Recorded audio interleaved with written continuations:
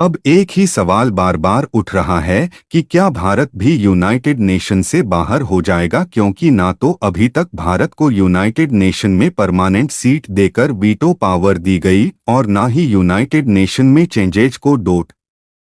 लेकर भारत का कोई प्रस्ताव सुनने के लिए तैयार है। दरअसल हाल ही में जैसे ही डोनाल्ड ट्रंप अमेरिका के राष्ट्रपति बने, इन्होंने डब्ल्यूएचओ यानी कि वर्ल्ड हेल्थ ऑर्गेनाइजेशन जैसी बड़ी संस्था से अपने हाथ को पीछ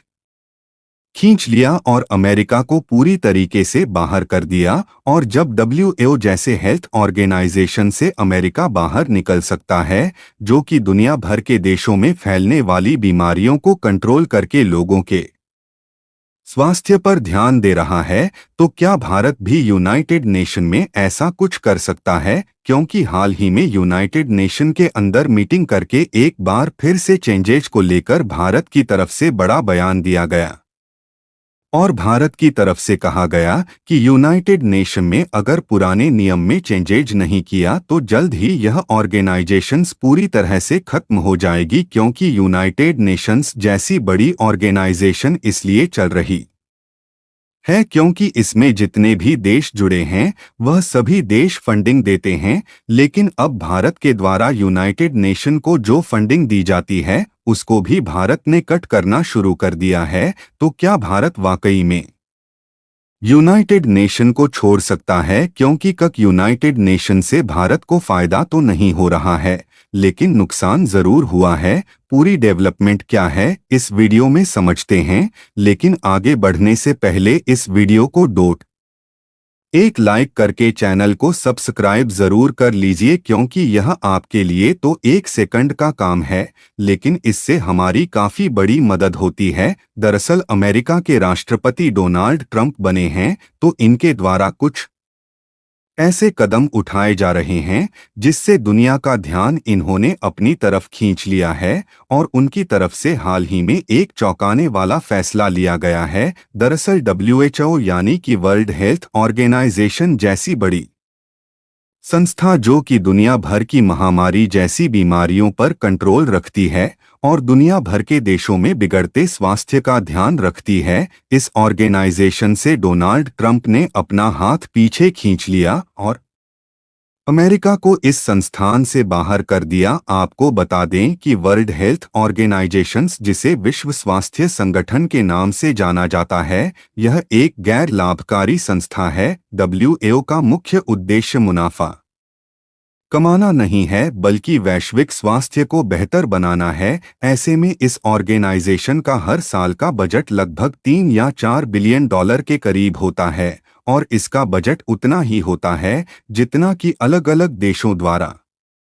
इस संस्था को फंडिंग दी जाती है। दुनिया में कुल 195 देश हैं, लेकिन अगर ताइवान को छोड़ दिया जाए तो इस नॉन प्रॉफिट ऑर्गेनाइजेशन में 194 देश शामिल है, क्योंकि यह ऑर्गेनाइजेशन दुनिया भर के सभी देशों में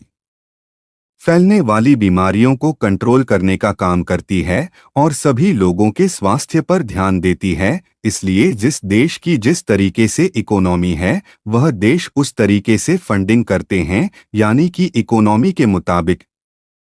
इस ऑर्गेनाइजेशन में अलग अलग देश को पैसा देना होता है। और क्योंकि अमेरिका सबसे बड़ी अर्थव्यवस्था वाला देश है, इसलिए वह इस ऑर्गेनाइजेशन में सबसे ज्यादा फंडिंग करता है। ऐसे में हाल ही में प्रेसिडेंट डोनाल्ड ट्रंप अमेरिका को इस ऑर्गेनाइजेशन से बाहर निकाल लिया, तो यह दुनिया भर के लिए चौंकाने वाली खबर थी। इसीलिए डब्ल्यूएचओ ने टिप्पणी किया और अमेरिका की मंशा जानना चाहा कि आखिरकार अमेरिका इस रिग्न से बाहर क्यों जाना चाहता है। तो अमेरिका ने केवल यही बात कहा कि यह ऑर्गेनाइजेशन अपना काम ठीक तरीके से नहीं कर रही है और यह ऑर्गेनाइजेशन पूरी तरीके से फेल है, क्योंकि कोविड-19 जैसी महामारी को भी यह संस्था कंट्रोल नहीं कर पाई, जिससे कई लोगों की जान गई। और ट्रंप ने यह भी कहा कि उनकी पॉपुलेशन चीन से कम है, लेकिन उसके बावजूद भी अमेरिका उससे ज्यादा पैसा देता था, क्योंकि देखा जाए तो 2022 के टाइम पीरियड में अमेरिका ने एक $28 बिलियन फंड दिया था, जबकि चीन ने केवल $157 मिलियन फंड दिया था। इसके बावजूद भी डब्ल्यूएचओ जैसी संस्था अमेरिका के लिए कुछ नहीं कर पाई, इसीलिए अमेरिका अब इससे बाहर हो गया। और यह भी हो सकता है कि इनके बाहर होने के बाद इस संस्था को काफी ज्यादा दिक्कतों का सामना करना पड़े, और इसमें सबसे ज्यादा दिक्कत भारत और चीन को आ सकती है, क्योंकि भारत और चीन ही सबसे बड़ी पॉपुलेशन वाले देश है जो कि इस संस्था में रहने वाले हैं। इससे भारत और चीन पर फंडिंग का बोझ और भी ज्यादा बढ़ सकता है। फिलहाल डब्ल्यूएचओ जैसा ही सिनेरियो अब यूनाइटेड नेशन में भी बनता हुआ दिखाई दे रहा है, क्योंकि अनुमानों के मुताबिक यूनाइटेड नेशन में भारत हर साल 50 से $70 मिलियन का फंड देता है। इतना ही नहीं, बल्कि यूनाइटेड नेशन के किसी भी मिशन में भारतीय सैनिकों की भूमिका हमेशा ही अहम रही है, और साल 2023 तक के डेटा के मुताबिक यूनाइटेड नेशन के लिए भारत मिलिट्री कंट्रीब्यूशन के मामले में सबसे आगे रहा है, और भारतीय सैनिकों ने टोटल 49 से अधिक यूनाइटेड नेशन के मिशन में भाग लिया है, और इसमें भी 12 ऐसे मिशन हुए हैं जिसमें भारत के 5,901 सैन्यकर्मी लगातार तैनात थे। टोटल 2 लाख भारतीय सैनिक यूनाइटेड नेशन के ही मिशन से जुड़े थे, और 160 सैनिक इन्हीं मिशन में शहीद भी हो गए। फिलहाल इतना सब कुछ करने के बावजूद भी यूनाइटेड नेशन आज भी भारत को डोट वह नहीं दे पाया जो कि भारत को चाहिए। यहाँ तक कि यूके, फ्रांस और भूटान के साथ साथ कई अफ्रीकी देशों ने भी भारत का सपोर्ट करना शुरू कर दिया कि यूनाइटेड नेशन में परिवर्तन करना चाहिए और भारत को परमानेंट सीट मिलनी चाहिए, क्योंकि भारत यूनाइटेड नेशन के सभी मिशन का एक बड़ा कंट्रीब्यूटर है, और भारत दुनिया की सबसे तेज बढ़ती अर्थव्यवस्थाओं में से एक है। लेकिन नतीजा क्या हुआ? इतना बड़ा कंट्रीब्यूटर होने के बावजूद भी भारत को यूनाइटेड नेशन का परमानेंट मेंबर नहीं बनाया गया, और यही कारण है कि यूनाइटेड नेशन के इतने पीसकीपिंग मिशन में शामिल होने के बावजूद भी भारत को परमानेंट सीट नहीं दिया गया, जिससे भारत ने सबसे पहले तो इस संस्था को दी जाने वाली फंडिंग को ही कट करना शुरू कर दिया, जिसे आप रिपोर्ट में साफ साफ देख पाएंगे। भारत ने ऐसा इसलिए किया क्योंकि भारत को लगा कि ऐसा करने से यूनाइटेड नेशन हमारी बातों को डोट सुनेगा और भारत को परमानेंट सीट देगा, ताकि भारत उनके साथ जुड़ा रहे। लेकिन अफसोस इस बात का है कि यूनाइटेड नेशन अपनी बातों पर टस से मस नहीं हुआ और परिवर्तन करने की बात को ही टाल दिया। इसीलिए भारत ने कहना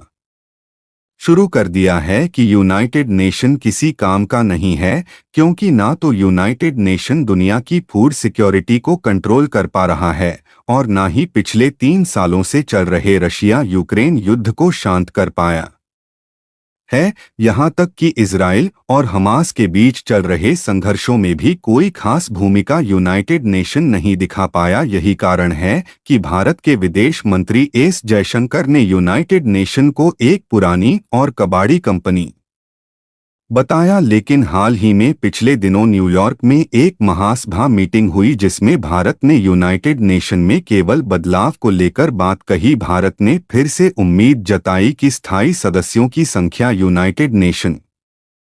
में बढ़ाई जाएगी, लेकिन भारत के साथ साथ कई देशों के द्वारा मांग करने के बावजूद अभी तक यूनाइटेड नेशन में जैसे कोई परिवर्तन नहीं हुआ, वैसे ही आगे चलकर भी परिवर्तन होने की उम्मीद नहीं है। इसीलिए सवाल खड़ा हो रहा है कि क्या जिस तरीके से डब्ल्यूएचओ से अमेरिका ने अपने हाथ पीछे खींच लिए, इसी तरीके से यूनाइटेड नेशन से भारत को कोई फायदा नहीं हो रहा, तो भारत को बाहर निकल जाना चाहिए, और भारत के साथ साथ जापान और जर्मनी, ब्राजील जैसे देशों को भी यूनाइटेड नेशन छोड़ देना चाहिए। फिलहाल आपकी इस पर क्या राय है? क्या भारत को भी यूनाइटेड नेशन के खिलाफ कोई बड़ा कदम उठाना चाहिए, या फिर यूनाइटेड नेशन से निकलने के बाद भारत अकेला हो जाएगा? इसलिए भारत को भी इसमें शामिल रहना चाहिए। अपनी राय कमेंट में ज़रूर बताएं, और इस वीडियो को एक लाइक करके अपने मित्रों तक शेयर ज़रूर करें, ताकि उन्हें भी जानकारी मिल सके इसी तरह और भी नॉलेजेबल वीडियो देखने के लिए चैनल को सब्सक्राइब करके बेल आइकन को ऑल पर जरूर सेलेक्ट करें। जय श्री राम।